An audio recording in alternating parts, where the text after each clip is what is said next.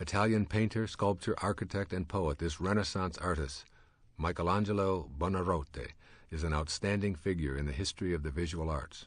Listen to these words he wrote in the 16th century. "The greater danger for most of us is not that our aim is too high and we miss it, but that it is too low and we reach it." One of the more frequent criticisms I have received is that I offer far too much hope for people in dire circumstances and that this could be a dangerous thing. Despite this kind of fault-finding, I am still at a loss as to how having too much hope could be a dangerous thing. When people tell me of a medical diagnosis which implies no cure being possible, I encourage them to shift their aim to a completely opposite outcome. I talk frequently about the law which has allowed any miracle that has ever occurred since the inception of time to take place.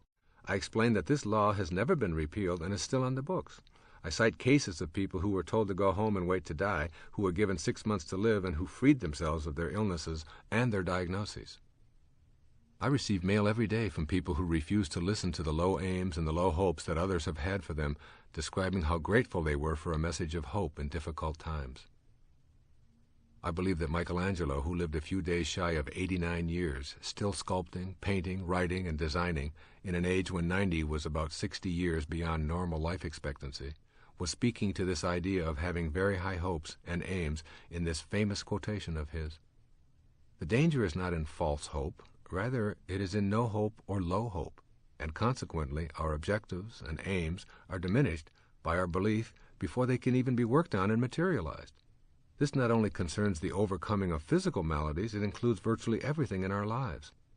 The world is full of people who have aimed low and thought small, who want to impose this diminutive thinking on any who will listen to them. The real danger is the act of giving up or setting standards of smallness for ourselves with low expectations. Listen carefully to Michelangelo, the man who is considered by many to be the greatest artist of all time. I recall personally standing in front of the statue of David in Florence and being transfixed. The size, the majesty, the spirit that seemed to jump right out of the marble was Michelangelo saying to all of us, "Aim high."